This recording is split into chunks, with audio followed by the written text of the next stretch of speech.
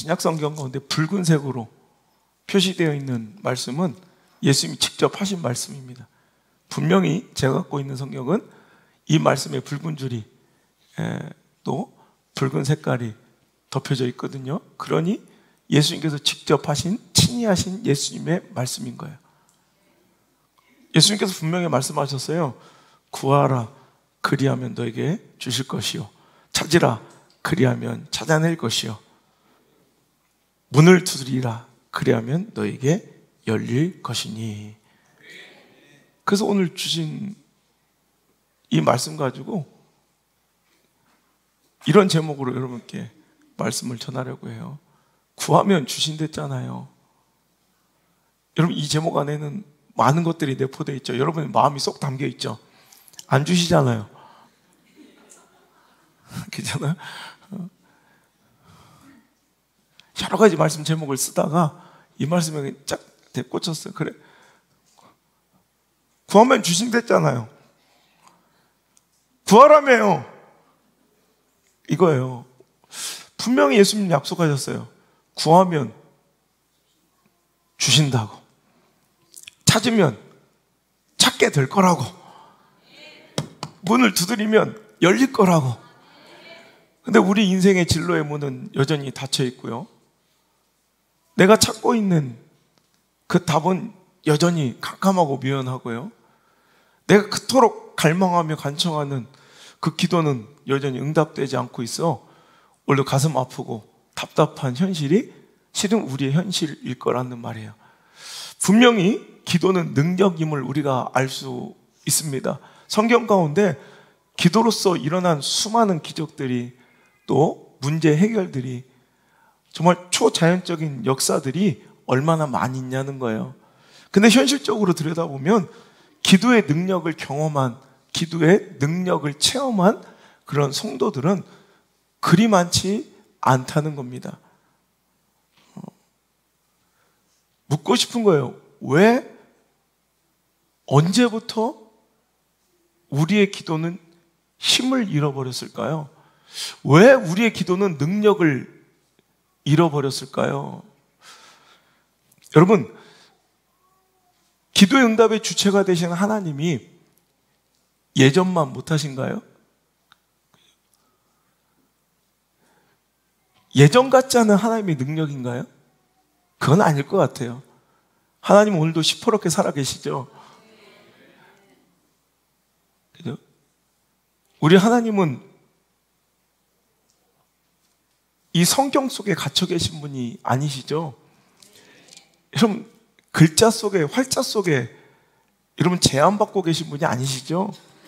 우리 하나님은 다른 여타 사람들이 믿고 있는 저 세상의 잡신들과는 다른 신화나 전설 속에 존재하는 분이 아니시죠?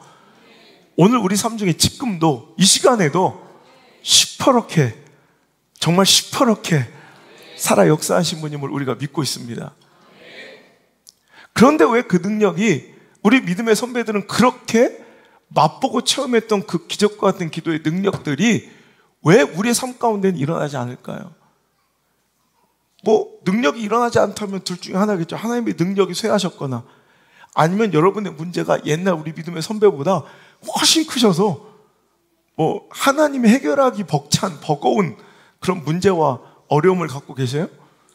그렇진 않을 것 같아요. 여러분, 성경에 보면 여러분, 그들의 문제가 내가 알고 있는 한 여러분의 문제보다는 훨씬 더 어렵고 힘들고 버거웠던 것 같아요.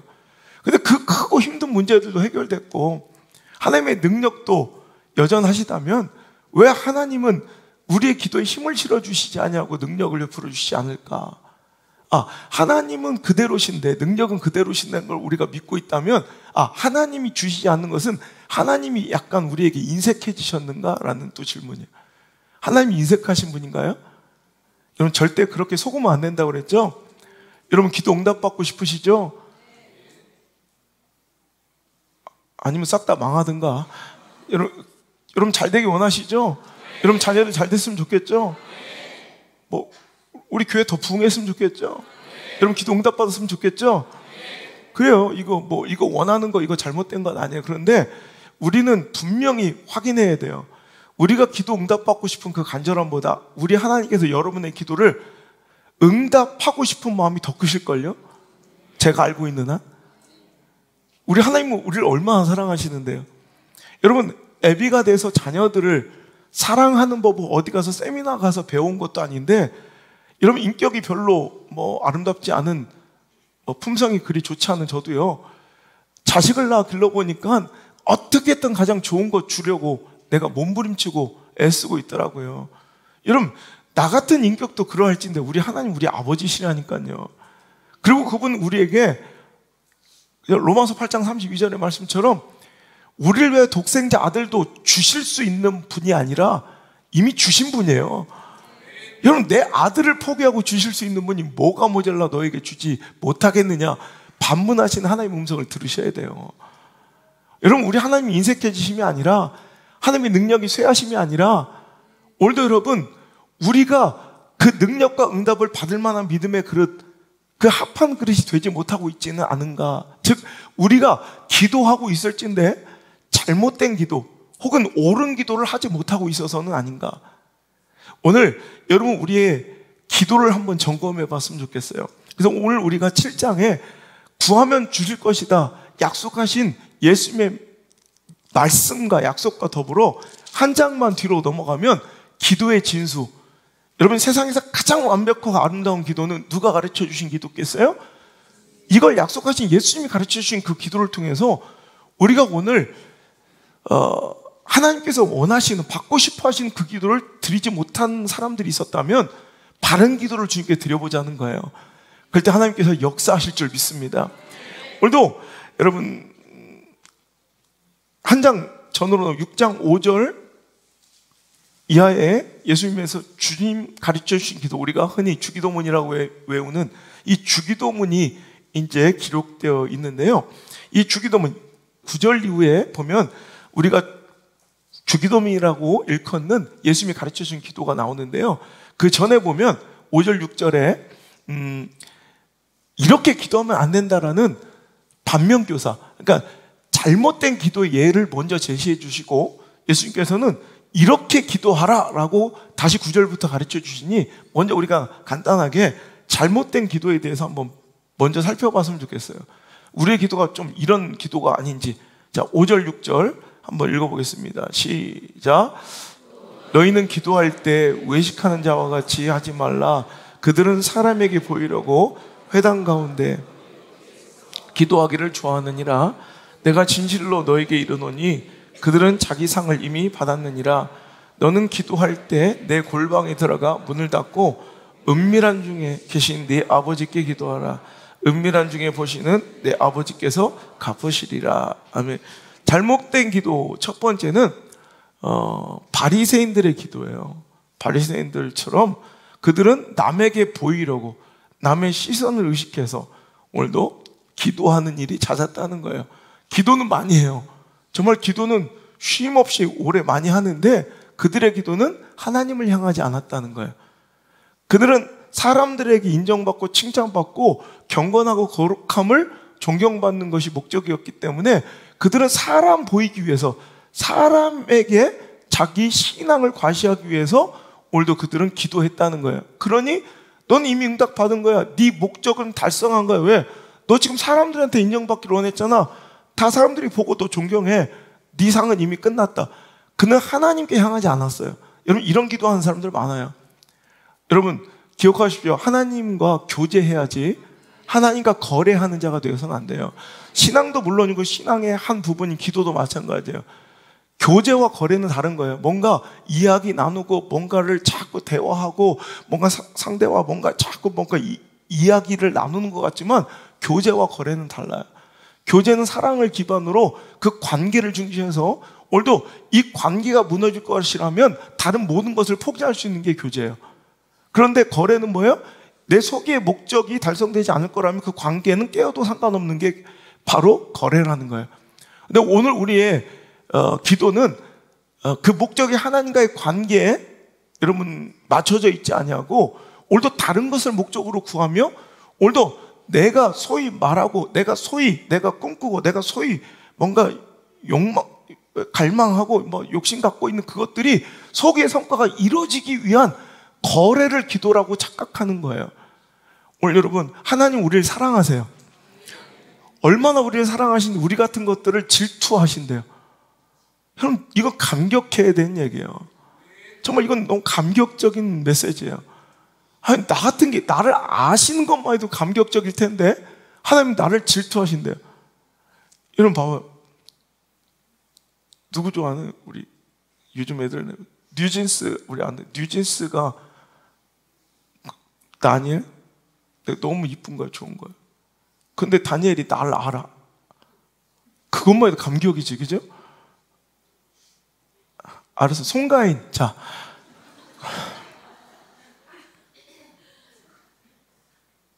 BTS B가 나를 알아. 손흥민이 나를 알아. 가슴이 떨릴 거야. 그것만 해도 감격적인 것인데, 손흥민이,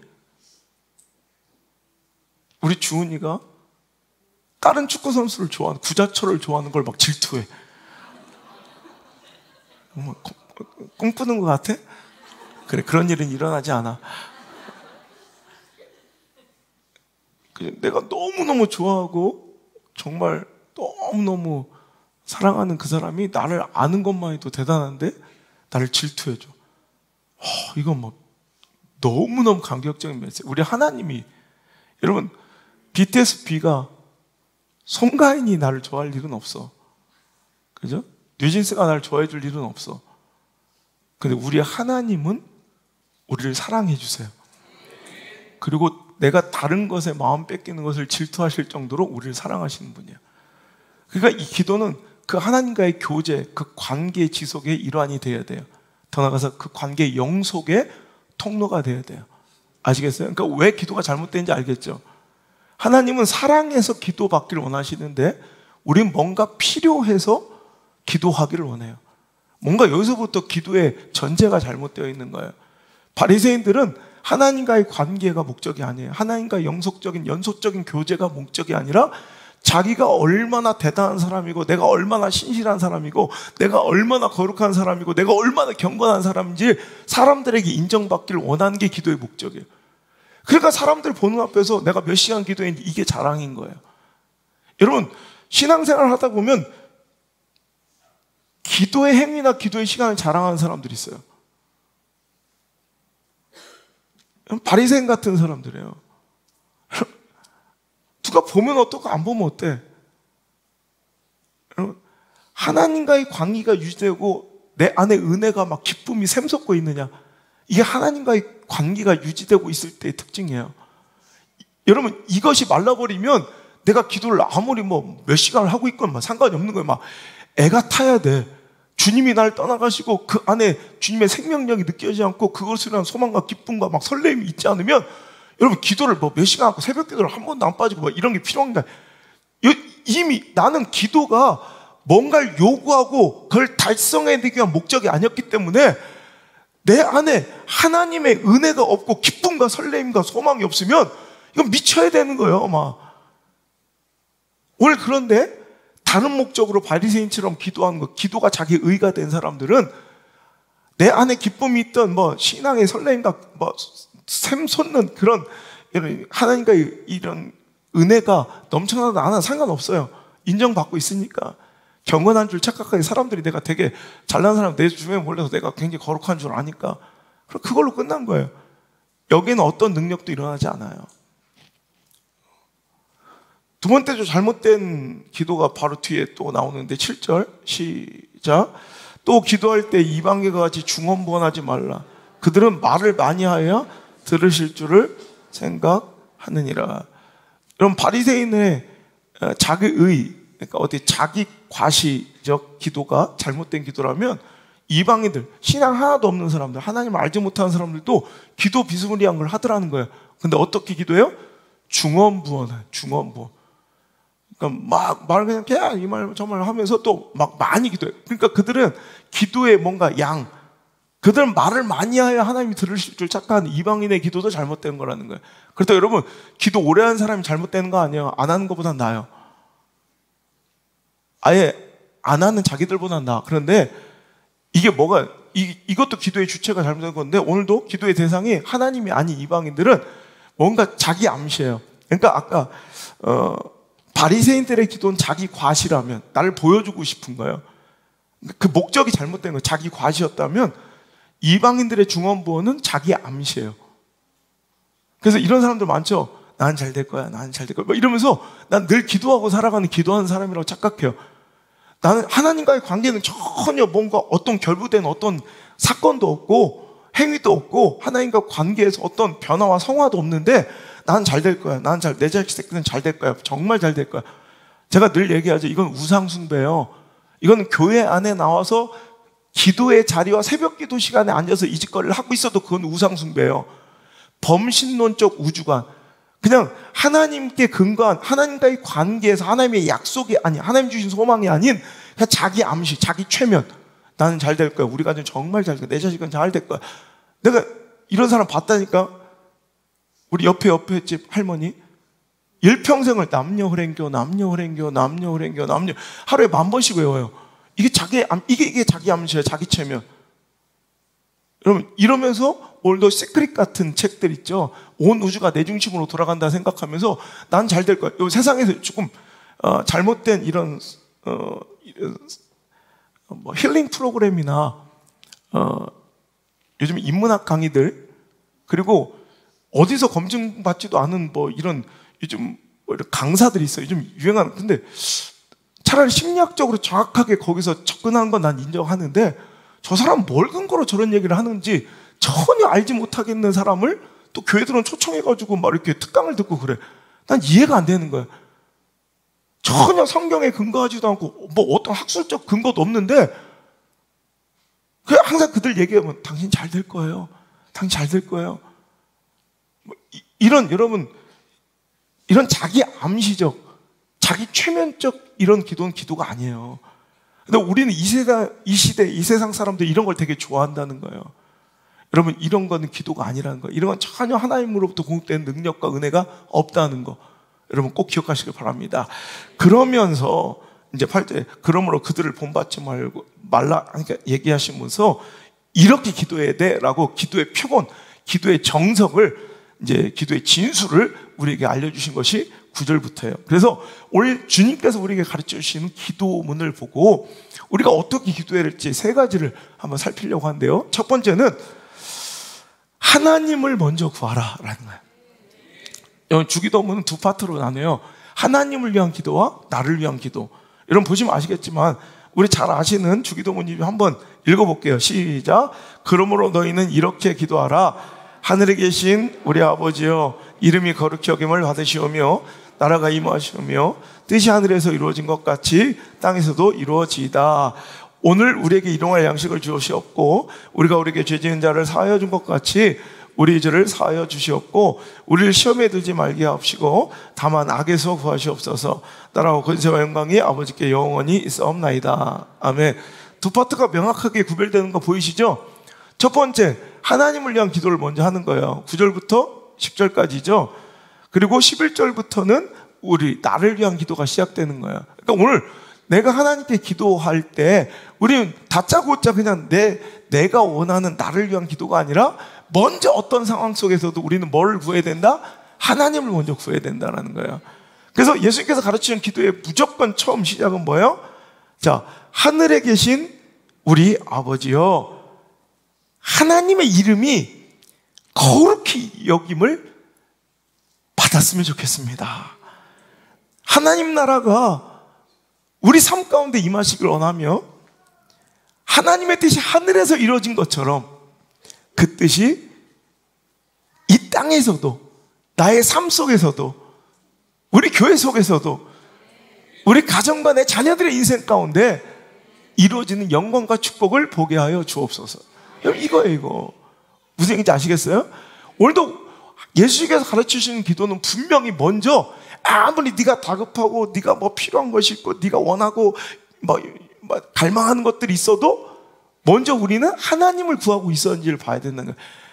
그러니까 의식적으로 먼저 하나님 됐죠? 하나님 나라고 해. 자, 이제부터 이런 게 아니라 순서상 먼저 하나님 이 기도를 반복적으로 먼저 해놓고 내 기도하라는 게 아니라 진짜 내 삶의 기준이, 내 마음의 중심이 하나님 나라와 그 의를 먼저 구하고 있는지 이거 먼저 살펴보라는 거예요.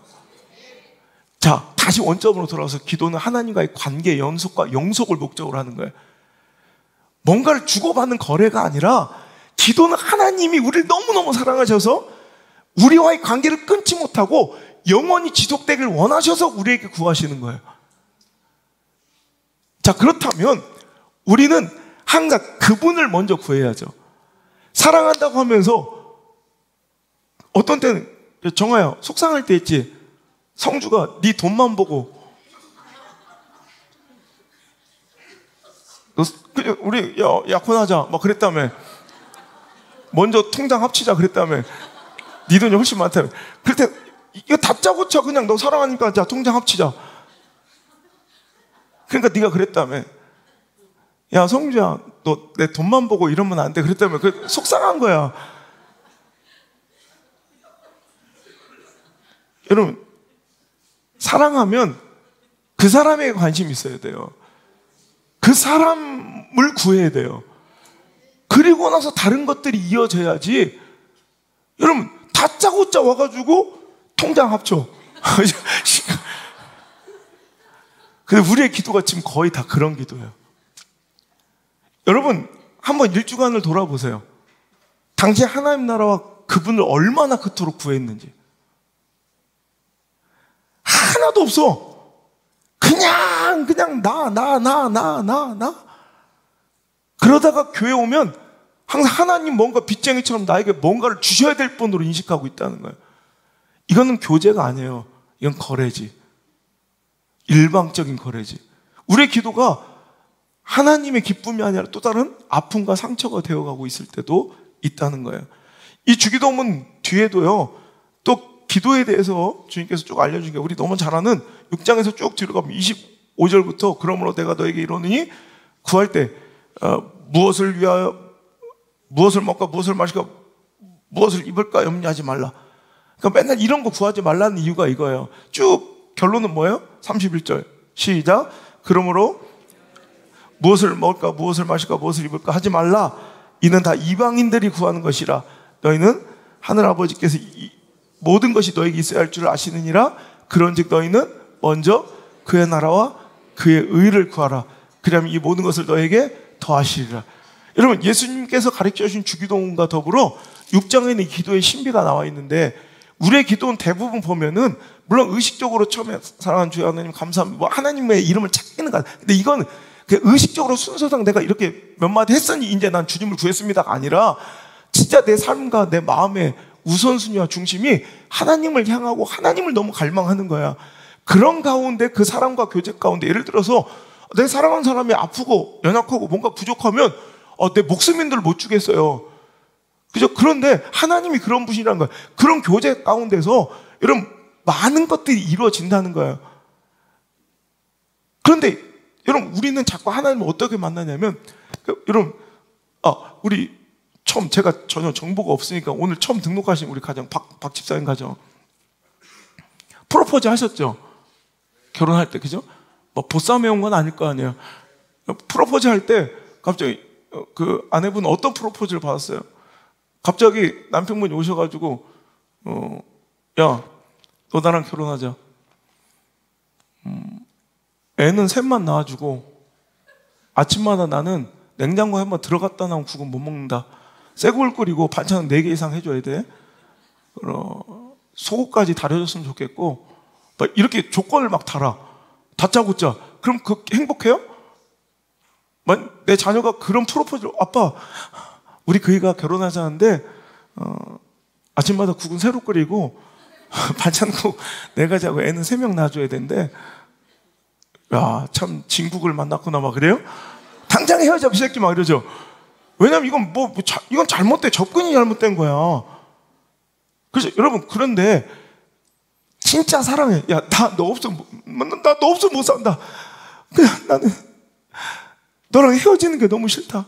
조금씩 집 앞에서 널 들여 보내기가 너랑 잠깐 헤어졌다 아침에 만나는 것도 난 싫다. 아침에 네 똥꾸른내를 네 입냄새를 맡고 싶어 막 이러면서 난 그것도 향기로워 막 이러면서 결혼해요. 자, 이게 진짜 사랑이에요. 아무 조건 제한도 없어. 그냥 난 네가 필요해. 이게 프로포즈요. 그죠? 그런데 그렇게 아무것도 원하지 않아서 양말을 빨아달라고 뭐 메라스를 달아달라고도 안 했고 애 몇 명 낳아달라고도 안 했고 뭐 반찬을 어떻게 해달라고도 안 했어요. 그죠? 하나도 안 했죠. 근데 그냥 사랑해서 너 하나만 필요했다고 사랑했잖아요. 그래 그렇게 결혼해도 보세요. 나중에 보면 사랑만 해도 그 모든 것들이 다 이루어지죠. 아침에 밥 해주시죠. 빨래도 해주시죠. 애도 3명 낳아주었죠. 어? 뭐라? 2명 낳았어? 저런 게으른 여자를 봤나? 지금까지 뭐 한 거요? 약간 불성실해서 그렇지 조금만 부지런했으면 3명 낳았을 거예요. 분명히 저런 여자는. 자, 이런 거예요. 보면 보세요. 사랑만 해도 돼요. 그냥 그분만 원해도 나머지 것들은 더하여지는 거예요. 내가 이런 걸 일일이 요구하지 않았잖아요. 그냥 네가 필요한 거였잖아요. 그런데 다 되는 거예요. 근데 다짜고 짜서 내가 이런 것들이 필요합니다 하는 건 사랑이 아니라는 거예요. 하나님을 사랑하세요. 하나님이 우리를 사랑한 것처럼. 이게 끝이에요. 이게 기도의 원리예요. 근데 우리는 자꾸 보세요. 하나님의 나라와 그 의에 대해서 전혀 그래서 이 시대에 하나님 나라가 얼마나 공격받고 조롱당해도 난 분노나지 않아요. 내 자식 새끼가 조금 어디 가서 무시당해도 막 열이 받아 참지 못하고, 내 자식 새끼 뭐 수학 점수 뭐 5점만 떨어져도 막 미쳐버리는 눈알이 돌아가는데, 하나님 나라가 공격받고 말씀의 권위가 짓밟혀도 난 아무렇지도 않아. 뭐 일례로 얼마나 그런 일, 태풍이 막 불어가지고 그때 제가 밤잠을 못 자고 제가 너무 목포에서 달려오지도 못해가지고 밤새도록, 저는 우리 수행비서 알 거예요. 밤새도록 진짜 한숨도 안 자고 CCTV 보면서 교회를 막 살피는 거예요. 교회가 막 난리가 나도 교회 한번 찾아올 줄도 몰라. 그런데 뭐 단톡방에 보니까 막 장난치고 막 웃으면서 농담하고 있더라고요. 사람들은 막 교회 와서 막 비를 맞아가면서 일을 하고 있는데, 목사가 쓰러져가지고 막 아파가지고 병원에 가는데도 그런 거에 대해서는 별로 아파하지도 않아. 막 농담 따먹게 하면서 단톡방에서 막 놀고 있어. 그런데 필요할 때는 꼭 목사는 찾고 하나님 찾는 거야. 여러분, 이거는 기도가 아니라는 거예요. 이건 그냥 요구고 거래지. 하나님 나라와 그 의를 먼저 구하면 너희 허접한 수준의 원함과 간청보다 너희들이 있어야 될 진짜 좋은 것들이 뭔지 내가 다 알고 있으니 더하여 주겠다. 내가 구하는 것보다, 내가 기도하는 것보다 훨씬 더 큰 계획을 갖고 계신 하나님의 더하심의 축복이 여러분 우리에게 임할 줄 믿습니다. 그래서 우리는 먼저 그의 나라와 그의 의를 구해야 돼요.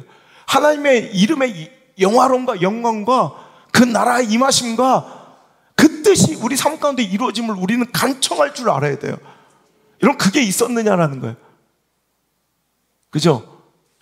그러니까 하나님과 거래하기만 원했던, 하나님을 필요로 해서 따라다녔던 무리들처럼 오늘도 그냥 예수님이 필요했던 거예요. 그런 기도에 하나님의 능력이 얹혀지지 않아요. 기도에 힘이 실리지 않는다고. 오늘 여러분, 우리 기도가 능력 있는 기도를 회복했으면 좋겠습니다. 전심으로, 중심으로 하나님을 원하세요. 하나님을 사랑하세요. 헌신과 희생도 투자가 되어서는 안 돼요. 내가 이거 했으니, 내가 이만큼 나와서 기도했으니, 내가 여기서 사역했으니 하나님께서 내 가정과 내 자녀들 이런 복을 주셔야 돼라는 그런 거래와 투자로서 헌신해도 안 돼요. 그 헌신은 무의미한 거예요.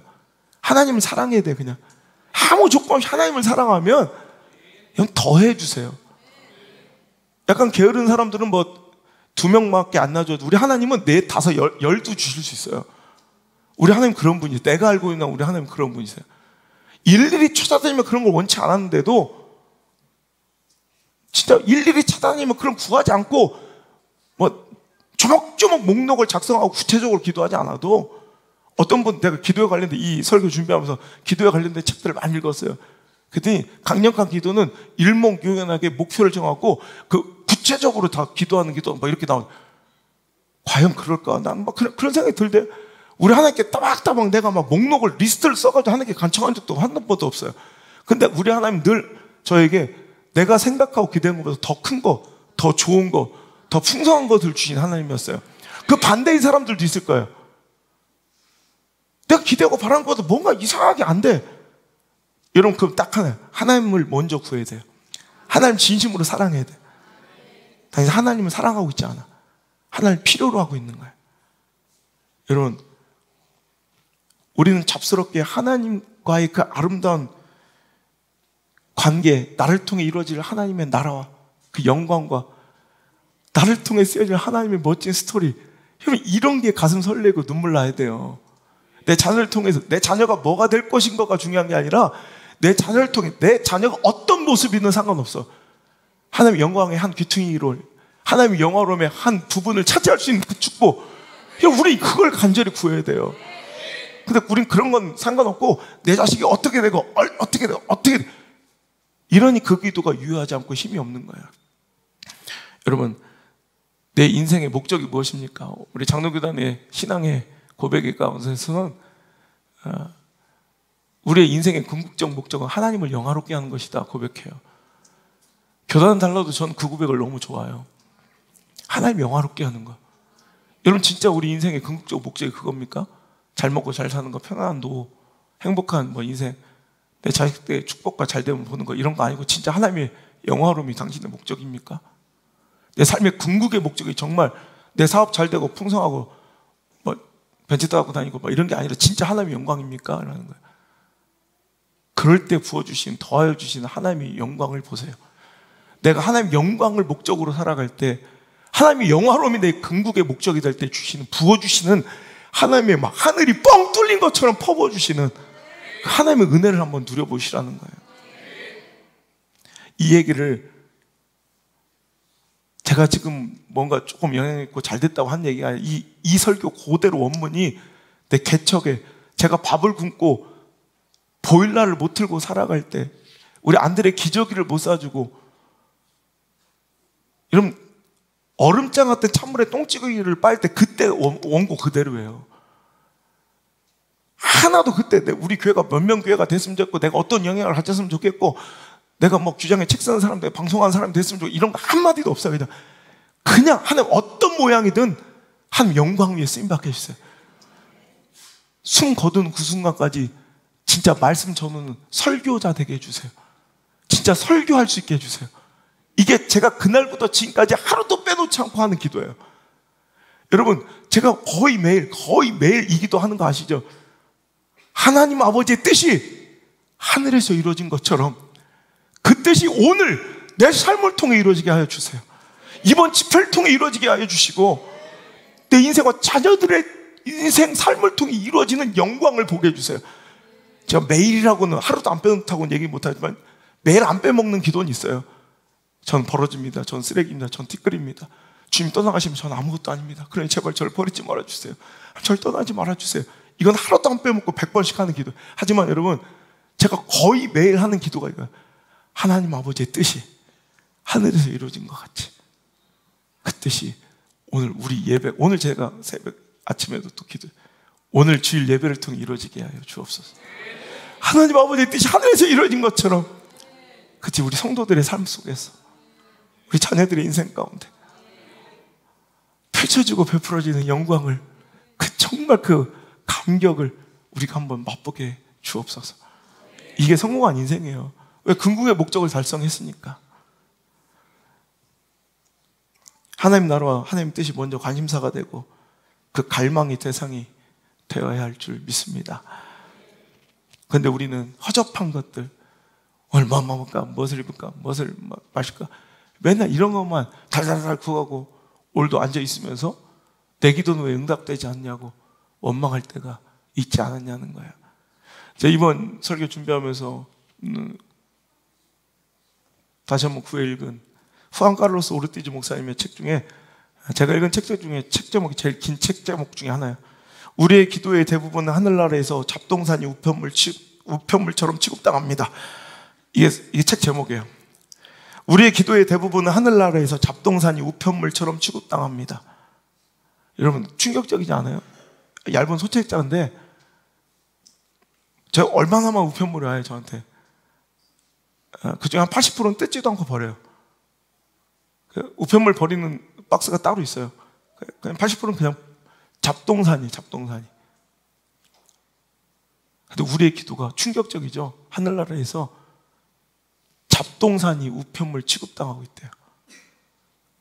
하나님이 냉정하고 매몰차신 분이 아니라 우리가 그런 잡동사니 같은 기도를 하고 있다는 거예요. 요즘에 제가 푹 빠져가지고 막 보는 드라마가 나의 해방일지. 그 마지막 한 편 남겨놓고 못 보겠어. 아까워서.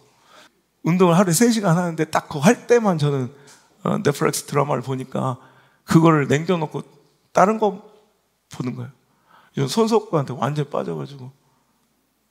거기에서 여자 주인공이 그 친구가 그런 얘기 하대. 대사 중에 툭 던진 말이 운동하다가 내가 운동을 탁 멈췄어요. 내가 옛날에 잠깐 교회 다닐 때 말이야 내 친구들이 기도하는 모습 보고 굉장히 실망했어. 내 친구들 기도가 맨 이번 시험 잘 보게 해주세요, 성적 올르게 해주세요, 좋은 친구 만나게 해주세요, 친구가 싸움을 화해하게 해주세요, 뭐 이런 기도하고 있더라는 거예요. 그래서 그 친구가 이런 얘기 하대. 아니 신이잖아.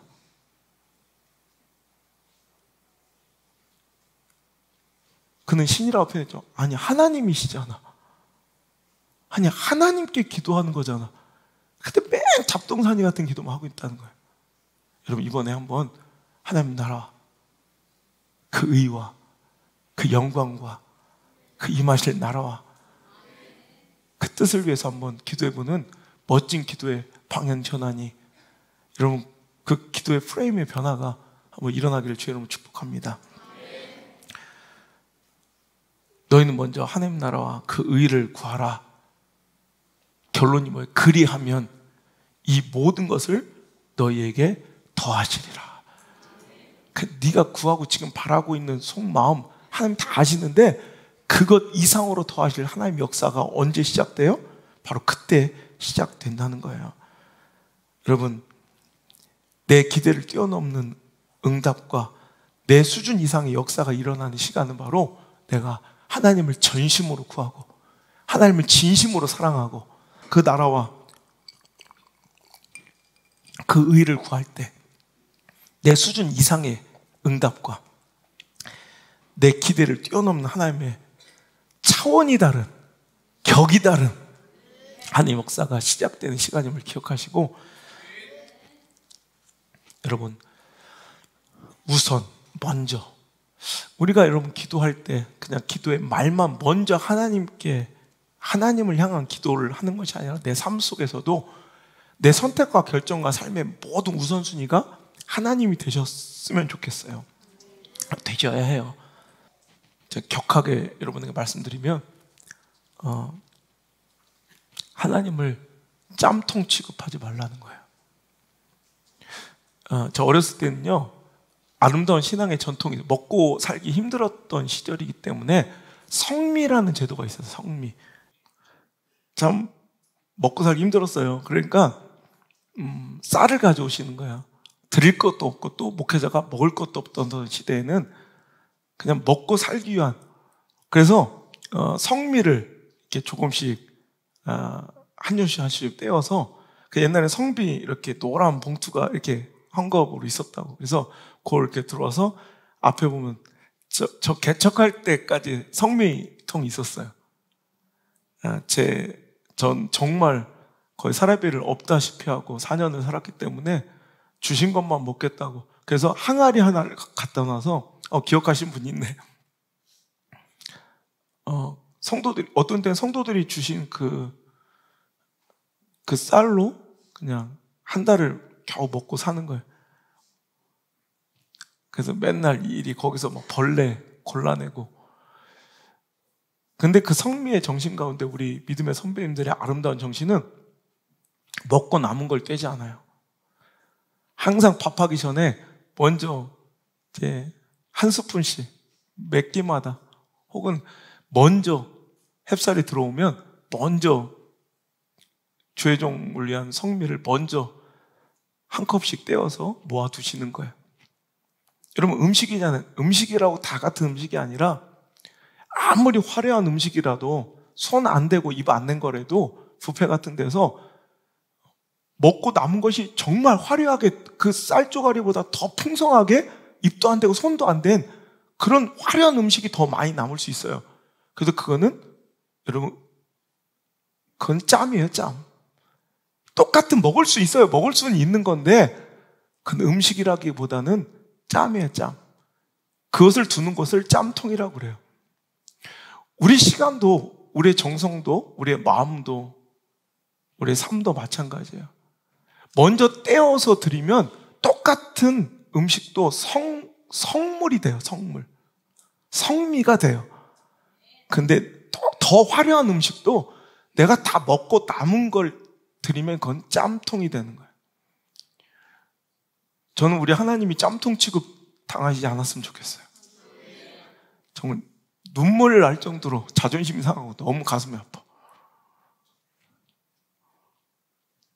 하나님께 소중함을 드리지 않고 남는 시간들이에요. 뭐 사역 하나 맡겨보면 내가 이거 다 끝내고 간대. 혹은 뭐 환경 형평권 다 살아보고 남는 걸로 헌신하고 드리고. 뭐 그 돈도 돈이에요. 그건 짬통이에요, 이거. 우리 자녀들에게, 다음 세대에게 저는 꼭 가르치고 싶은 건 사랑은 헌신과 희생을, 나를 향한 그 헌신과 희생을 보는 게 감동이라고 그랬잖아요, 지난번에도. 그래서 항상 그 헌신과 희생, 내 모든 첫 마음을 떼어, 첫 시간을 떼어 나에게 줄 때 그것이 감동이라고 그랬어요. 내가 할 거 다 하고 남는 시간에 만나주는 데이트가 아니라 모든 선택과 결정에 처음을 떼어 나에게 헌신하고 희생할 때 그건 정말 거기서 사랑을 느끼는 거예요. 우리 하나님 날 사랑하세요. 남는 거 내가 다 놀고 먹고 쓰고 필요한 거 다 한 다음에 남는 것 가지고 계산하니 모질라. 이건 하나님을 짬통 취급한 거예요. 짬을 드리는 자가 아니라 하나님께 성물을 드리는 그런 멋진 인생이 되었으면 좋겠습니다. 시간, 선택의 우선권도 하나님께 드려야 돼요. 또한 내 인생과 직장의 우선순위도 하나님께 드려야 돼요.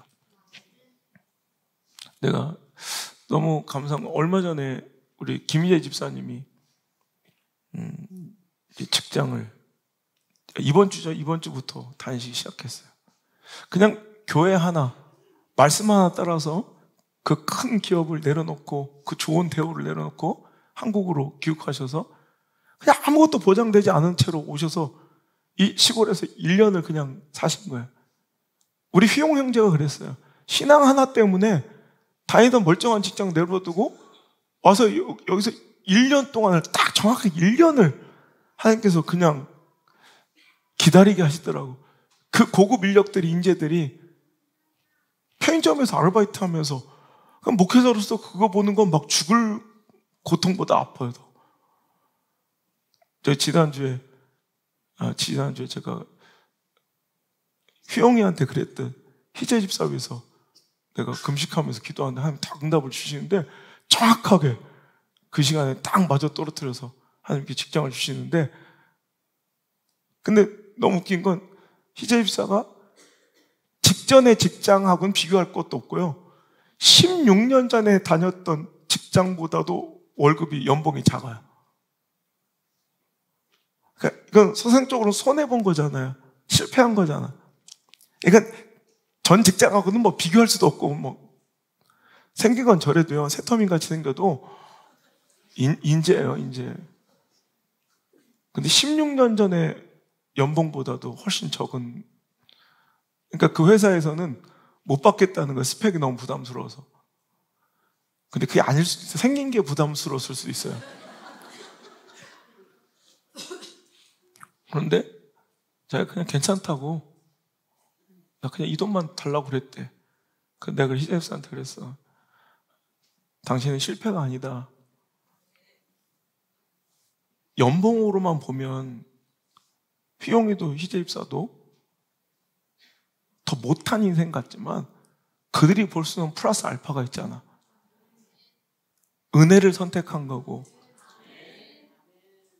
이 감격적인 예배를 당신은 소유한 거고, 내 자녀를 영성을 맡길 수 있는, 영혼을 맡길 수 있는 터전을 당신은 확보한 거야. 연봉 플러스 알파, 이 알파가 훨씬 더 나는 큰 것 같아. 당신 성공했네. 네. 성공한 거야. 이게 먼저 그의 나라와 의를 위한, 그게 전혀 작은 연봉이 자존심 상하거나 그것 때문에 마음 상하지 않는 것은, 여러분, 그게 바로 하나님 나라를 구했기 때문에, 하나님을 먼저 선택했기 때문에. 여러분, 관계와 감정의 우선순위도 중요합니다. 여러분, 사람의 원수가 집안 식구라고 경고하심, 우리 예수님의 말씀을 기억해야 합니다. 마태복음 10장 36절에 사람의 원수가 자기 집안 식구라, 예수님께서는 말씀하세요. 즉, 오늘도 내가 가장 소중하고 내가 가장 가까이 있는 친밀한 관계라 할지라도 신앙과 하나님 나라와 그 뜻에 위배될 때에는 난 단호한 스탠스를 취해야 된다는 거예요. 근데 우리는 그렇지 못하고 관계 중심적, 감정 중심의 신앙생활을 할 때가 너무나도 많다는 거예요. 그러니까 하나님 나라와 의를 구하지 않는 자의 모습이에요. 나는 그렇게 살아가면서도 난 언제까지나 하나님이 내 필요를 채우시기를 오늘도 간청하는, 하나님 내 요구를 다 들어주셔야 하나님이 신실하신 것처럼, 실수하지 않는 하나님인 것처럼 착각하는 인생들이 얼마나 많냐는 거예요. 오늘 여러분, 먼저 하나님을 구하고 계십니까? 아니, 그냥 한마디로 하나님 진짜 사랑하고 계십니까? 그 사랑의 마음으로 하나님께 다가설 수 있는 기도의 자리가 되기를 주님 축복합니다. 두 번째로는 하나님께 기도할 때 필요를 구하라라는 거예요. 뭐라고요? 얼마 전, 몇 년 전인 것 같아요. 몇 년 전 설교 제목 중에 욕망을 구하지 말고 필요를 구하라. 여러분 기억나십니까? 그때도 동일한 본문으로 제가 설교했던 것 같아요.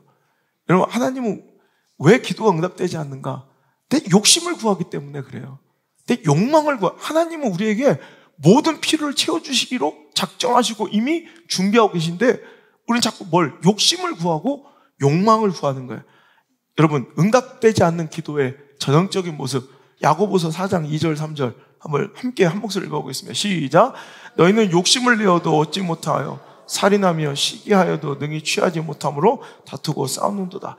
너희가 얻지 못함은 구하지 아니하기 때문이요, 구하여도 받지 못함은 정욕으로 쓰려고 잘못 구하기 때문이라. 아멘. 여러분, 우리가 응답받지 못한 두 가지 이유가 있어요. 첫 번째는 구하지 않았기 때문에. 근데 구하였는데도 얻지 못한다는 것은 딱 이거래요. 네가 정욕으로 쓰려고 잘못 구했기 때문이다라는 거예요. 오늘도 하나님께서는 우리의 필요를 채워주시는 분이지 우리의 욕심을 채워주신 분이 아니라는 거예요. 우리가 구하지 않았거나 구하였는데 지금 못 받고 있다면 욕심이 들어가 있는 거예요. 욕심을 내려놓고 하나님께 필요를 구하십시오. 그러면 하나님 반드시 응답하십니다. 그 풍요롭고 영화로우신 그분은 우리의 필요를 반드시 쓸 것을 주시려고 준비하고 계십니다. 빌립보서 4장 19절 시작. 나의 하나님이 그리스도 예수 안에서 영광 가운데 그 풍성한 대로 너희 모든 쓸 것을 채우시리라. 아멘. 나의 쓸 것을 채우시는 분이라는 거예요. 나의 필요를 반드시 채워주시고, 내가 무엇이 필요한지를 내가 징징거리고 오늘도 하나님께 구하지 않아도 내가 하나님만을 목적으로 나오면 하나님 그 모든 것을 다 아시고. 자, 다시 한번 먼저 그의 나라 의로가 33절 32절부터 한번 읽어볼게요. 시작. 이는 다 이방인들이 구하는 것이라 너희 하늘 아버지께서 이 모든 것이 너에게 있어야 할 줄을 아시느니라. 자, 보세요. 하늘 아버지께서 이 모든 것이 너희에게 있어야 할 줄을 아신대요. 우리에게 있어야 할 줄 아시는 게 곧 뭐예요? 우리의 필요예요, 필요. 우리가 있어야 할 것들을 하나님이 이미 다 우리의 필요를 아시는 그분께서 33절 너희는 먼저 그의 나라와 그의 의를 구하라.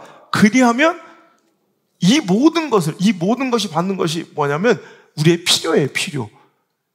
이 모든 것을 너에게, 즉 이 필요를, 이 모든 것을 우리가 착각해서 내가 원하고 구하는 그 모든 것을 다 주신다는 게 아니라 우리가 있어야 할 것들을 아시는 이 모든 것, 이것들을 하나님께서 채워주실 거라는 거예요. 근데 우리는 여러분 정욕과 욕심을 구하고 있어요. 필요를 구해야 할 때. 주기도문도 다시 보세요. 자, 주기도문으로 볼 때, 자, 하나님을 위해 먼저 그 나라를 위해 기도했어요. 그 다음에 첫 번째 나오는 나를 위한 기도. 첫 번째가 뭐예요? 11절 시작. 오늘 우리에게 일용할 양식을 주세요. 보세요. 오늘 우리에게 평생 먹고 살 노후의 책임과 보장을, 이게 아니에요. 뭐예요? 일용할 양식. 오늘 필요한 양식을, 일용, 오늘의 필요를 주세요라고 기도하라는 거예요. 오늘 여러분 우리가 기도할 때 필요를 구하고 있어요? 잘 생각해 보세요. 내 욕망을 구하고 있지. 내 욕심을 구하고 있지. 이게 바로 불신의 시작이에요. 여러분 상한 썩은 만나도 있었다는 거죠. 왜? 내가 필요한 것을 하나님 분명히 매일 공급해 주실 것인데 그것을 불신하여 어떻게 해요? 그냥 내가 더 채워놔요. 보장받아야 될 것 같이. 이게 주인이 바뀌는 현상이에요. 내가 하나님만 의지하면 매일같이 만나가 내리는데 하나님을 의지하지 못하고 내가 오늘도 나를 살릴 수단을 먼저 주인 삼아버려. 이 먹고 살 것이 주인 되면 뭐가 돼요? 이게 주인이 바뀌니까 이 더러 내가 그렇게 의지하려고 했던 쌓아놓은 만나가 썩어 상하여 냄새나는 것이 되는 거예요. 여러분 우리 삶이 그래요. 우리가 필요가 아닌 욕망과 욕심을, 정욕을 구하면 이제 그것이 나의 주인이 되어 오늘도 내 삶에 냄새나는 추악함이 되어버려요. 여러분 거꾸로인 인생도 우리가 금요일날 갈망 때 말씀드렸죠. 삭개오는 자기의 구주, 자기의 구세주가 누구였어요? 돈이에요. 돈이 자기의 구주였는데 어느 날 돌무화과 나무 위에 올라갔을 때 예수님이 그를 만나고 그의 인생은 이제 완전히 바뀌어 이 삭개오의 인생은 주인이 바뀌어버린 거예요. 예수님이 주인이 되고 예수가 구주가 되자. 즉 이전까지 자기가 구주로 섬겼던 돈이 아닌 예수님이 구주로 되자 돈이 필요가 없어지는 거예요. 돈에 의지하지 않는 거예요. 돈에 매이지 않는 거예요. 돈에 노예가 되지 않는 거예요. 돈으로부터 자유한 거예요. 왜? 주인이 다른 분이시니까. 그분으로부터 공급될 필요를 믿기 때문에. 오늘도 여러분 우리가 무엇을 먹을까 무엇을 입을까의 고민이 꼭 오늘 내가 무엇을 먹을까 이건 꼭 우리의 오늘 일상의 필요를 구하고 있는 것처럼 보이지만 이게 실은 그 안에 우리의 욕심과 탐심, 미래에 대한 불안과 염려가 내재되어 있는 불신앙의 모습, 이방인들, 신앙 없는 이방인들의 모습을 대변한 말씀이에요. 꼭 되게 겸손한 기도가 돼요. 오늘 무엇을 먹을까 무엇을 입을까. 이게 꼭 필요를 구하는 것 같지만 그 안에 뭐야? 맨날 이것에 매여 있는 자들, 즉 오늘도 하나님이 주인이 아닌 오늘도 이방인들처럼 다른 것을 의지하여 내 삶이 오늘도 그것들로 인해 지탱받고 보장받고 안위받는 것처럼 생각하고 내가 의지하고 있는 그 모든 스펙들, 그 모든 물질들, 여러분 그 모든 것들이 다 이제 그것이 우상숭배나 다름없는 불신앙의 모습이었다는 거예요. 여러분 미래에 대한 불안과 염려가 이제 자꾸 오늘 필요를 채우시는 하나님을 바라보지 못하고 의지하지 못하게 하며 오늘 자꾸 뭔가 더 불안해서 자꾸 그것을 더 구하게 된다는 거예요. 여러분 그래서 배고플 때는 불신의 죄로, 아까 내가 좀 모자라고 부족할 때는 오늘 주신 것에 만족하지 못하고 어떻게 돼? 야, 오늘은 주셨지만 내일 없을지도 몰라. 내일 굶는 거 아니야? 내일 죽는 거 아니야? 그래서 여러분 불신의 죄로 막 뭔가를 더 썩어 상할 냄새날 그것들을 자꾸 채우고 싶어하는 범죄가 일어나고요. 배부르고 이제 먹고 살 만한 풍족함에는 탐욕이라는 이런 불신앙이 들어가서 이제는 내 필요 이상의 뭔가 허황된과 허세를 구하며 살아가는 오늘도 범죄를 저지르게 된다는 거예요.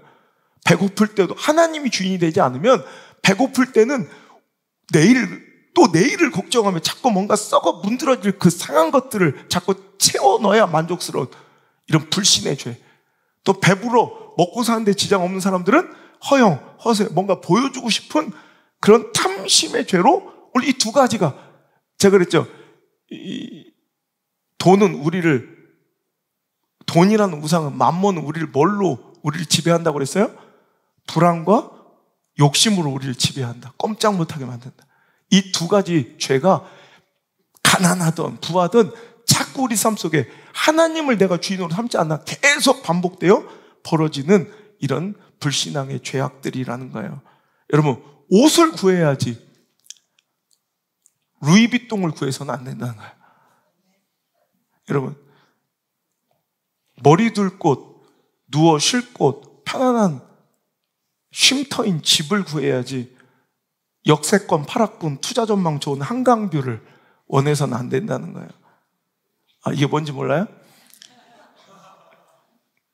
온양초등학교보다 온남초등학교 가까이 있는 남창천 뷰? 뭐 이런 거예요? 그냥 하루하루 필요를 구하십시오. 하나님 의지하라는 얘기예요. 하나님만 바라보라는 얘기예요. 그럼 만나는 계속 내려요. 그러다 보면 가나안에도 들어가서 우리가 예상치 못했던 젖과 꿀이 흐르는 기름진 복도 누릴 수 있고요. 하루하루 주시는 만나에 만족하며 하나님께 필요를 구하다 보면 요셉처럼 이집트의 총리도 되고 다윗처럼 왕도 될 수 있는 거예요. 근데 왕과 총리를 구하며 하나님께 매달려서 오늘도 하나님께 기도를 잘못 악용해서는 안 된다는 거예요. 여러분, 사울의 교만이 바로 은혜를 잊어버린 것이라고 그랬죠. 여러분, 사울의 교만이 뭐라고 했어요? 자격 없는 것을 인정하는 게 은혜고 겸손이에요. 나는 자격이 없어. 이걸 인정하는 게 겸손이에요. 근데 어느 순간 자기가 자격이 있는 것처럼 느껴지는 게 교만이에요. 그러면 내가 이 왕의 자리 혹은 이 은혜의 자리, 예배의 자리, 구원의 자리에 있을 자격이 있다고 생각되어진 순간 그것을 지탱해 준 힘을 의지하게 돼요. 사울은 자격 없다고 생각했어요. 이번 갈망 설교 때, 그죠? 내가 자격 없다고 생각할 때는 겸손하게 하나님만 의지했어요. 근데 어느 날 사무엘상 11장 암몬과의 전쟁을 통해서 명성을 얻고 칭찬을 얻고 사람들의 지지와 막 박수를 받아. 그러니까 정치적 정당성과 정통성이 확보가 되고 그의 권력이 공고해져요. 그러자 자기는 왕으로서의 충분한 자질과 자격이 있다고 생각해. 그 왕좌를, 그 권력을 유지할 수 있는 그 기반이 사람의 민심이야. 그러니까 그때부터 주인이 바뀌어요. 하나님이 아닌 내가 자격 있는 이 자격 있음을 유지시켜 줄 수 있는 민심에 목숨을 걸고 그 눈치만 보게 되더라는 거예요. 오늘도 여러분 이거예요. 주인이 바뀔 때 교만해져요. 오늘도 우리가 하나님만 꿈꾸고 하나님만 바라고 하나님을 의지할 때 난 자격이 없는 건데 하나님께서 주시는 매일매일 공급해 주시는 그 필요로서 내가 오늘 하루를 살아가. 그게 겸손이에요. 근데 어느 순간 내가 충분히 하나님 없이도 잘 살 수 있을 것 같은 여러분 그런 착각이 들어올 때가 있어요. 그럼 그때부터 교만해지고 하나님 없이도, 그러니까 교회가 가장 무서운 건 하나님 없이 기도하지 않아도 충분히 잘 돌아가는 교회예요. 이거 정말 끔찍하고 무서운 거예요. 하나님 없이도 잘 유지가 되는 아주 시스템이, 프로그램이 잘 구동되고 인적 구성이 정말 좋은 이런 교회가, 이게 진짜 무서운 거예요. D.L. 무디가 얘기했죠. 하나님이 우리를 떠나가실 때 우리가 너무 초라할 때가 아니라 우리가 너무 커져버렸을 때 하나님 우리를 떠나가신다는 거예요. 하나님 떠나가시지 않도록 우리 하나님께 필요를 구하며 이게 한 달치 만나 주세요. 하나님 한 달치 그냥 1년치 만나 한 번 해주세요. 뭐 하려고? 그거 쌓아놓고 하나님 안 찾으려고 그러잖아. 우리는 하나님 없으면 못 사는 하루하루 필요를 구하는 건 이게 하나님을 의지하는 믿음의 표현이에요. 잠언서 30장 7절부터 9절. 자, 우리가 하나님께 필요를 구해야 되는 이유, 아주 가장 멋있는 말씀이에요. 시작. 내가 두 가지를 주께 구하였사오니 내가 죽기 전에 내게 거절하지 마시옵소서. 곧 헛된 것과 거짓말을 내게서 멀리하옵시며 나를 가난하게도 마옵시고 부하게도 마옵시고 오직 필요한 양식으로 나를 먹이시옵소서. 혹 내가 배불러서 하나님을 모른다 여호와가 누구냐 하오며 혹 내가 가난하여 도둑질하고 내가 하나님 이름을 욕되게 할까 두려워합니다. 아멘. 오늘 여러분 우리의 기도가 이런 기도가 돼야 돼요. 그냥 필요한 만큼만 주세요. 그 필요의 기준은 어떻게, 우리 믿음이 얼마나 하나님과의 관계에 순수하게 지킬 수 있는가, 이건 내가 정하는 거예요. 내가 조금만, 여러분 내가 배불러져서 교만해져서 하나님도 우습게 보일 수 있는 정도가 되면 당신은 거기서 끝난 거야. 또 내가 배고파서 신앙 팔아먹고 믿음 팔아먹고 타협하면서 돈 때문에 꾸역꾸역 믿음의 자리가 아닌 곳을 타협하며 가야 될 때가 있죠. 이것도 불신앙이고 이것도 구지구질한 인생이에요. 오늘도 필요한 양식은 하나님 그 신앙과 명예를 버리지 않은 의나 금보다 명예를 택하고, 그죠? 많은 물질보다 더 하나님의 은총을 선택할 수 있도록, 오늘도 그럼 우리가 그 기준으로 살아갈 수 있도록, 하나님을 선택할 수 있도록 오늘도 날 만들어줄 그냥 그 필요한 양식, 그것이 나의 꿈인 사람들. 그러니까 이것은 곧 하나님이 꾸민 사람들의 대변이에요. 하나님이 꾸민 사람들, 하나님만 의지하는 사람들은 그 필요를 하나님께서 반드시 채워주신다는 거예요. 자, 마지막으로 우리가 기도할 때 어떻게 기도해야 되느냐? 자, 중보기도 해야 된다. 뭐라고요? 하나님을 구해야 되고 필요를 구해야 되고 중보하여 기도할 줄 알아야 된다. 자, 우리 주기도문에 나를 위한 기도, 필요를 위한 기도 바로 다음 절이죠. 자, 12절 시작. 우리가 우리에게 죄 지은 자를 사하여 준 것 같이 우리 죄를 사하여 주시옵고. 여러분, 예수님께서는 뜬금없이 갑자기 우리의 기도에 능력 있는 기도를 가르쳐 주시면서 하나님 나라 오케이 이것까지 이해해. 그리고 필요한 양식 구해. 오케이 인정. 근데 뜬금없이 갑자기 남의 죄를 용서하는 문제를 가지고 나오세요. 근데 이게 굉장히 중요한 것은 여러분, 힘을 잃을 때는 분산될 때요. 강력하고 센 것은요 집중되는 거예요. 그죠? 여러분, 송곳이 왜 힘 있게 막 여기를 뚫어요? 이 볼펜으로는 얘를 못 뚫죠. 그죠?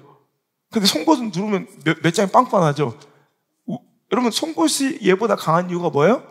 힘을 집중시키기 때문에 그래요. 뾰족하다는 게 뭐예요? 힘에 집중해요. 얘는 뭉툭하다는 건 힘의 분산이에요. 분산된 것은 힘이 없어요. 그러니까 제가 늘 얘기하죠. 목사님 설교가 세다고. 센 게 아니라 여러분 구체적이고 날카로운 거예요. 그러니까 막 어지러리 저지러리 막 이렇게 돌려 얘기하지 않고 딱 그냥 집중해서 얘기하니까 심장을 후벼 파는 거예요. 여러분, 그걸 집중돼야지. 분산되면 힘이 없어요. 돋보기가 딱 그러죠. 돋보기로는요 산을 태울 수도 있어요. 막 불을 내가지고 막 그냥 활 타오를 수 있어요. 근데 단 집중돼야 돼요. 이 초점이 흐트러지면 아무 능력이 없어요. 기도가 그래요. 기도가 마치 돋보기처럼 집중될 때 힘이 실려요. 여러분, 그거예요. 기도도요 분산되면 힘을 잃어요. 분산되는 거, 분열되는 거, 미움과 질투, 시기, 비판, 정죄, 분노, 혈기, 이것들이 우리 기도의 힘을 다 상쇄시키는 이유들이에요. 그러니까 예수님께서는 그걸 아시는 거예요. 그 비밀을. 그러니까 집중해라. 한 마음으로 모아져라.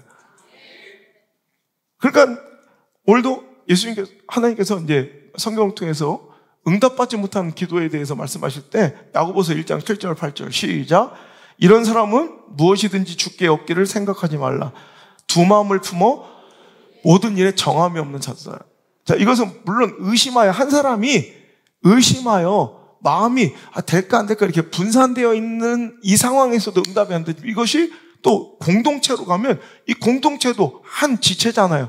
유기적인 한 공동체가 어떨 때 기도가 응답되지, 어떤 것도 하나님께 구하여 얻을 생각하지 말라요. 다 바리바리 분산되어 있을 때, 뜻이 모두어지지 않을 때는 이 교회 공동체의 기도는 능력을 잃어버리는 거예요. 여러분, 화해하고 화합하고 하나가 되길 지향하라는 거예요. 시기 질투 아닌 합력하길 원하시는 거예요. 로마서 8장 28절에도 하나님을 사랑하는 자, 그 뜻대로 부르심을 입은 자들에게는 모든 것들이 다 합력하여 선을 이루신대요. 자, 이 말씀의 본 뜻은 하나님께서 우리에게 주신 모든 것들이 선하여서 비록 실패처럼 보이고 상실처럼 보이고 이별처럼 보이고 곤란함처럼 보이고 환난처럼 보였던 그 모든 것들조차 하나님의 섭리 가운데 모든 것이 다 아구가 맞고 딱 짜여져 합력하여 선한 결과가 나올 수 있다는 거예요. 그렇게 만들어 주신다는 거예요. 그렇지만 이걸 또 다른 면으로 해석할 때는 우리에게 주신 모든 교회 공동체 안에 연약한 지체도 있고 약한 지체도 있고 이런 믿음이 좀 부족한 지체도 있을 거라는 거예요. 그것이 비판의 대상과 정죄의 대상이 아니라 오늘도 그것이 합력하여 우리 모두가 하나가 되어 선한 결과와 능력을 발휘할 수 있는 교회 공동체가 돼야 한다는 말이에요. 여러분, 부흥이냐 분열이냐 그 갈림길에서 우리는 그래서 누군가를 용서하고 오히려 누군가를 위해서 비판할 시간에 기도해 줘야 돼요. 이런 뭔가 약함과 죄악이 보이면 비판이 나오잖아요. 정죄가 나오잖아요. 근데 그러면 힘을 잃어요, 우리 기도는. 그때 필요한 게 바로 중보 기도예요. 비판의 입술을 닫고 기도해 주면 돼요. 그 약함이 발견돼요? 그럼 정죄하고 싶은데 그 정죄의 입술을 닫고 그를 위해 기도해 주면 돼요. 교회 공동체에 약함과 부족함이 보여요? 그럼 여러분, 오늘 새로 오신 분들은 또 그런 게 또 신선한 시각으로 또 보일 수 있어요. 그걸 위해서 기도해 주시면 돼요. 오늘 내가 여기 있는 이유가 뭔지 알아요? 그걸 위해 기도하라고 보내신 거예요. 그거 지적질하고 비판하라고 보낸 게 아니라 그걸 위해 기도하라고 보내신 거예요. 내가 여기 자리에 있는 이유가 그거예요. 그걸 위해 중보기도 하라는 거예요. 여러분, 내가 그 연약함을 발견할 수 있는 이유가 그거예요. 하나님께서 나에게 우월한 인격과 성품, 신앙의 그 파트, 그 한 부분에 뭔가 우월함을 주셨기 때문에 그 연약함이 보일 거 아니에요. 똑같은 수준의 사람들은 그게 비인격인지 몰상식인지 몰라요. 여러분, 수준이 높아야 그게 몰상식이 보이죠. 에티켓을 아는 사람이, 식당 예절을 아는 사람이 그게 비매너인지 알지, 모르는 사람들끼리 모여가지고 그게 잘못된 건지도 몰라. 근데 어떤 사람이 성숙하잖아요? 어떤 사람이 인격이 있잖아요? 어떤 사람은 구력이 높잖아요? 그럼 그게 비매너인 게 보여요. 그걸 보여준 이유가 뭔지 알아요? 그 약함을 비난하고 비판하는 것이 아니라 나에게 어떤 성품, 우리가 예수님처럼 모든 인격이, 모든 성품이, 모든 도덕성이 우월하진 않잖아요. 어떤 부분에서만 우월한 거예요. 다른 부분에서 내가 허접한데 그 부분에서는 되게 특별하게 좀 우월한 부분이 있어요. 어떤 면에서는, 그죠? 그럼 그 사람이, 그러니까 내가 우월한 면에서 그 파트의 영역에서는 잘못된 것들이 많이 보여요. 나에게 높은 도덕성과 그 부분만큼은 높은 우월한 영성을 주신 이유는 그거 다 판단이라고 그거 정죄하고 분열시키라는 게 아니라, 그걸 위해서 중보기도 하라고 볼 수 있는 시각을 주신 거예요. 그 도덕적 우월함을 주신 거예요. 윤리적 우월함을 주신 거예요. 그 영적 우월함을 주신 거예요. 그러니까 그때 기도하면 돼요. 근데 그 시간에 뭐 하고 있어요? 비판하고 정죄하고 있어요. 왜? 자기 의가, 이게 바로 바리새인들이에요. 바리새인들은 항상 하나님께 물론 그들은 존경받고 율법적 우위에 있어요. 그러니까 뭐 잘못된 것들이 보이죠. 그럼 그때마다 그들은 뭐 비판과 정죄를 서슴지 않아요. 그러니까 항상 그곳에서는 하나님 나라와 역사가 일어나지 않는 거예요. 하나님은 그럴 때 우리가 기도하기를 원하세요. 죄를 발견했을 때 가장 위대한 반응은 그 시대와 상대를 위한 기도예요. 그걸 중보기도라고 해요. 나의 문제를 두고도 기도해야 되겠지만 오늘도 그 시대가 악할 때가 있어요. 왜 이렇지 요즘 교회가? 왜 그렇지 이 시대가? 그럼 기도하라는 얘기예요. 기도하지 않고 비난하는 건 이런 삼류 인생이에요. 삼류. 저 방구석에 백수들 막 뒹굴거리면서 뉴스 보고 맨날 욕하고 있는 거, 이거 똑같은 거예요. 오늘도 우리에겐 분명한 사명이 있어요. 시대를 위한 기도할 사명. 이런 뭔가 연약한 지체를 만나고 믿음이 흔들린 사람 만났으면 분명한 사명을 주신 거예요. 그러려면 중보기도가 시작돼야 돼요. 에스라가 그랬어요. 에스라는 깨어있는 사람이에요. 영적으로 우월한 사람이에요. 시대에 악이 보이고 죄악이 보이는데 그들은 모르고 혼탁함 속에 묻혀 살아요. 가슴이 아프고 답답한 거예요. 그럴 때 그가 시대를 위해서 비난하고 시대를 정죄했습니까? 아니에요. 에스라는 그때부터 뜨겁게 타락한 시대를 위해서 범죄로 가득한 이런 이 시대를 위해서 옷을 찢으며 이런 분노하고 눈물을 흘리며 회개하고 자기가 오래 자기 죄인 것처럼 스스로 그 죄를 자기에게 전가시켜요. 여러분, 이게 진짜 그리스도인들의 모습이에요. 여러분, 내가 그래서 가장 재수없는 시선이 심리학 이시라는 시선, 이시라는 관점. 여러분, 우리는 우리가 돼야 돼요. 우리가. 여러분, 그것이 내게 정말 그의 실수가 그의 잘못이 아니라 그건 우리의 실수고 우리의 잘못이에요. 그러다가 어느 순간 선을 걷버리고 이시돼버리. 그것들, 이것들, 저것들, 교회 다닌 것들. 이것이 바로 심리학에서 선을 긋는, 절대로 공동체 안에 발 담긋지 않은 이런 유기적 이런 관계를 맺지 않으려는 가장 불행한 사람들의 모습이에요. 이 심리. 그것들, 이것들, 저것들. 우리예요, 우리. 나예요, 나. 우리 교회의 실수, 교회의 아픔이에요. 그걸 위해서 기도해야 돼요. 에스라처럼 옷을 찢고 아파야 돼요. 그런 실수, 아픔을 보았을 때 내가 아파야 돼요. 근데 그거 없이 분노와 신랄한 말씀으로 정죄와 판단과 판결을 내리고 있다면 우리 기도에는 능력이 벌어지지 않아요. 자, 에스라 10장 1절에서 4절까지 한번 볼게요. 어떤 역사를, 시대를 위해서 죄를 하나님께서 발견하게 해주셨을 때 그의 반응. 중보기도를 통해서 어떤 역사가 일어나요? 시작. 에스라가 하나님의 성전 앞에 엎드려 울며 기도하여 죄를 자복할 때 많은 백성이 크게 통곡하며 이스라엘 중에 백성의 남녀와 어린 아이의 큰 무리가 그 앞에 모인지라. 엘람 자손 중 여이엘의 아들 스가냐가 에스라에게 이르되 우리가 우리 하나님께 범죄하여 이방 여자를 맞이하여 아내로 삼았으니 이스라엘에게 아직도 소망이 있나니 곧 내 주의 교훈을 따르며 우리 하나님 명령을 떨며 준행하는 자의 가르침을 따라 이 모든 아내와 그들의 소생을 다 내보내기로 우리 하나님과 언약을 세우고 율법대로 행할 것이라. 이는 당신의 주장할 일이니 일어나소서 우리가 도우리니 힘써 행하소서 하니라. 아멘. 오늘 에스라가 시대의 죄악을 보면 옷을 찢고 회개하고 눈물을 흘리며 나의 죄로 나에게 전가시킬 때 어떤 일, 어른부터 아이까지 다 몰려와서 회개하며 눈물 흘리며 그 죄악을 탁 단호하게 끊어버리는 그 영적 부흥이 일어나서 당신은 마음껏 우리에게 주장하여 주시면 우리가 다 돕겠습니다. 영적 부흥이 일어나요. 죄악의 심판과 저주가 일어나야 될 때 부흥이 시작돼요. 에스라의 영적 부흥의 시대는 이렇게 시작된 거예요. 이렇게 도래한 거예요. 어떨 때? 우리가 비판 대신 우리가 기도할 때, 우리가 정죄 대신 기도할 때 뭐 하고 있었냐 보라는 거예요. 여러분, 제가 여기 처음 와서 개척할 때 성도가 뭐 10명도 안 되고 그럴 때 끔찍한 이 지역의 아픔을 봤어요. 그때 막 뉴스에도 나오고 그러는데 막 패를 져가지고 막 주일날 교회에서 문을 부시고 이쪽 파 저쪽 파가 막 싸워서 교회 안에서 막 쌩 난리가 나더라고. 쪽수가 모자란 팀은 막 용역까지 사와가지고 쌈질을 하고 막 몽둥이를 들고 교회 안에서